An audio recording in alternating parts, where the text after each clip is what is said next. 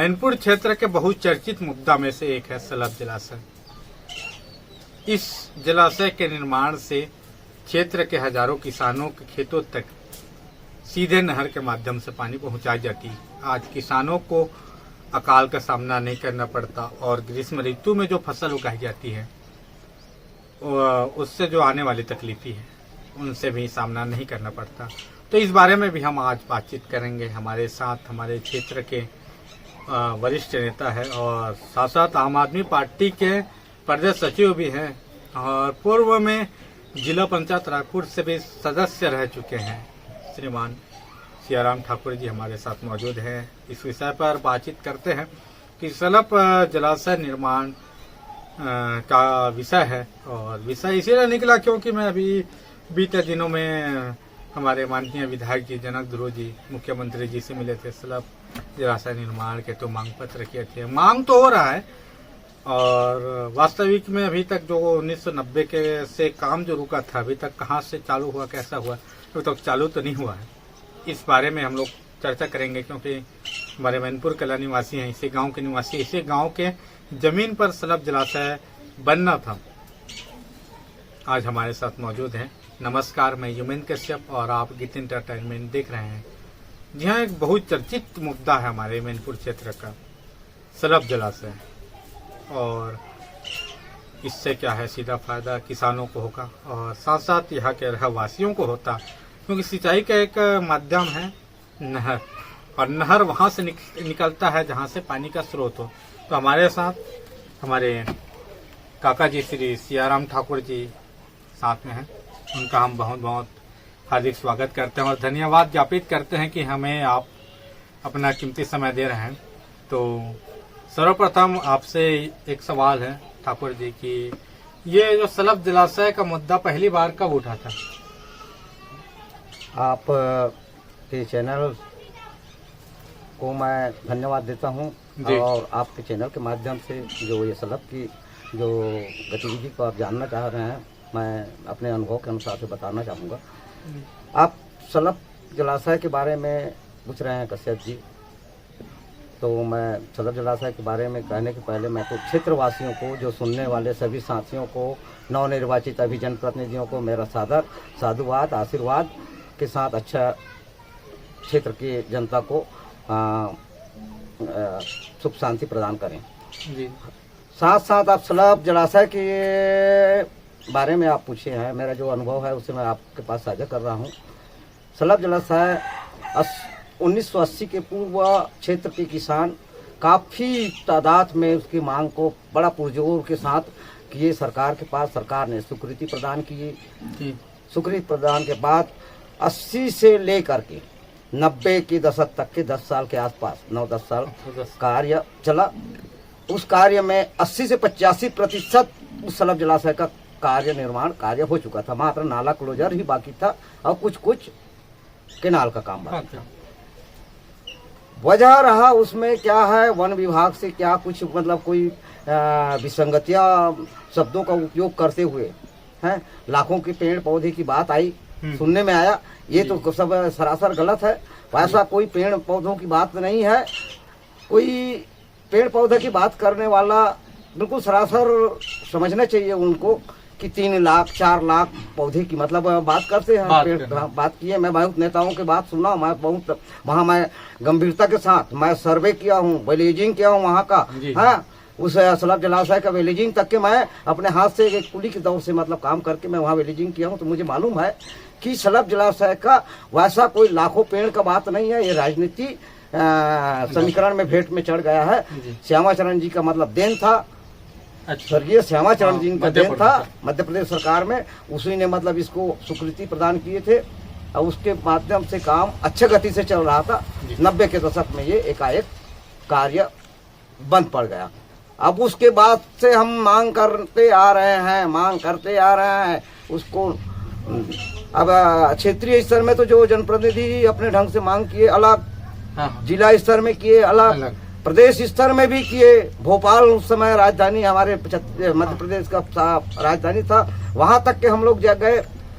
अंत में मैं अपने मतलब थोड़ा सा मैं भी मतलब उससे मैं एकदम समर्पित भाव से मतलब कहते उस मांग को मतलब मैं लगा क्यों करके मेरे गांव मेरे जमीन से मतलब संबंधित है। मैं वहाँ का मैं माटी पुत्र होने के नाते मुझे ये सब मैं हृदय से उसको मैं अपने राजनीति का सबसे मूल उद्देश्य मतलब सलब जलाशय के लिए मैं राजनीति करने आया, ना कि मैं किसान का लड़का हूँ। मुझे किसानी में ज़्यादा मतलब मगन रहता हूँ मैं। किसानी मुझे ज़्यादा, मैं सलब के नाम से वहाँ काम भी किया हूँ और सलब के नाम से मैं राजनीति में जनपद सदस्य, ग्राम पंचायत के सदस्य, जिला पंचायत के सदस्य, आम आदमी पार्टी, कांग्रेस में सब मतलब काफ़ी दिनों से मैं उसमें लगा हूँ। और संभवतः जब तक कि मेरा जीवन रहेगा तब तक कि मैं प्रयास में जो भी मतलब जनप्रतिनिधि उसमें भागीदारी लेंगे मैं उसके लिए मैं आज भी प्रयास करूंगा। और उसके बारे में लाभ हानि के बारे में आप कुछ जानना चाहते हैं तो मैं बताना, थोड़ा मेरा अनुभव है, मैं बताना चाहूँगा कि उस सलब जलाशय को बनाने से हमारे क्षेत्र के 8 गांव के किसान को करीब 2.5 से 3 हजार एकड़ में मतलब आपासी होने का मतलब पूरा आसार है इसमें।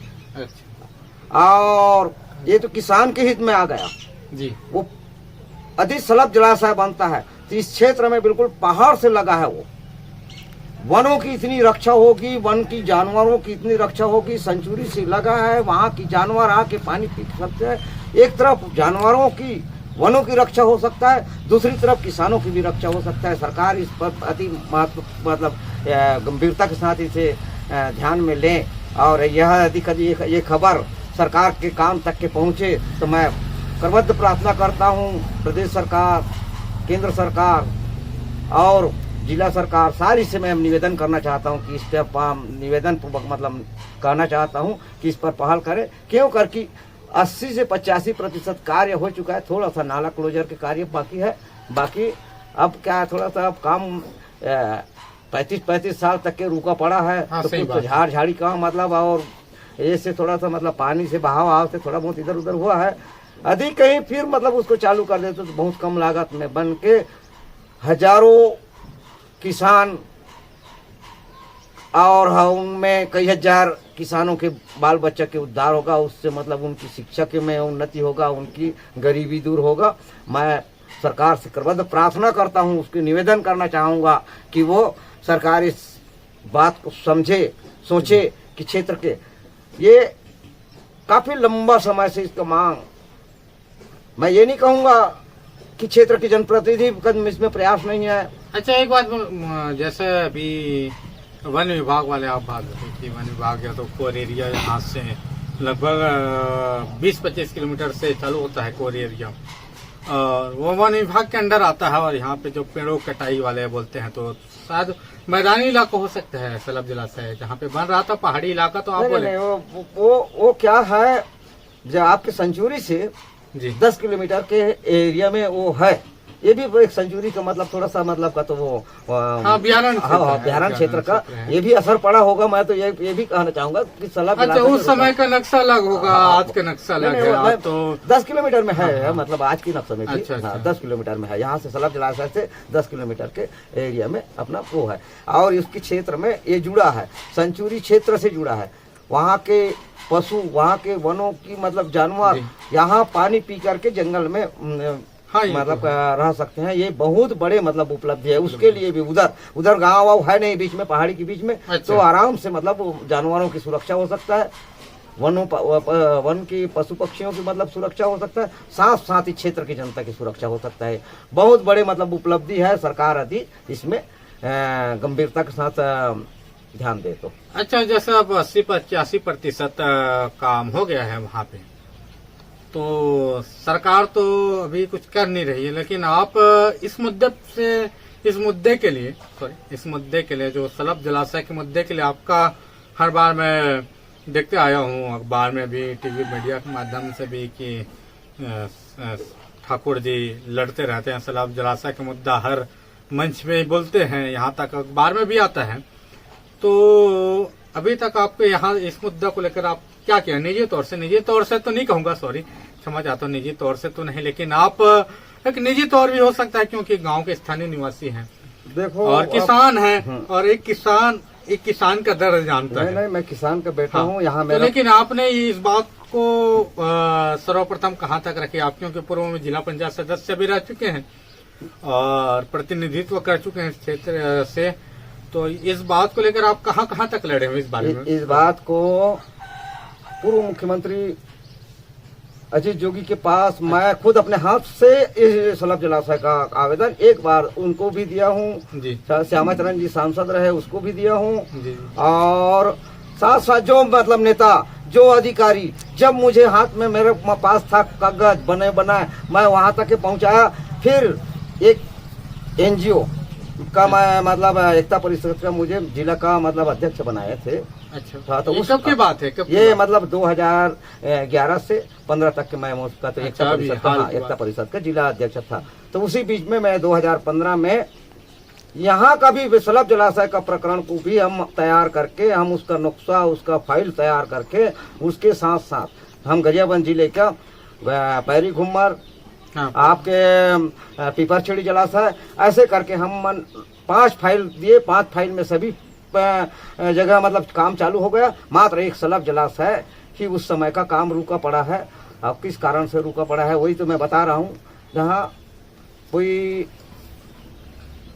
जंगल के कारण, पेड़ के कारण बोलते हैं, मगर वो सत्य नहीं है। उसको एक बार मतलब शासन के आदमी आके मूल्यांकन करे और उसको सर्वे करके देख ले कि वास्तव में ये जो हवाई में लाखों की बात कर रहे हैं, लाखों पेड़ की बात कर रहे हैं, लाखों झाड़ की बात कर रहे हैं, ये कितनी सत्य है और कितनी गलत है। ये मतलब खुद सर्वे एक बार करवा के सरकार देख ले और उसके बाद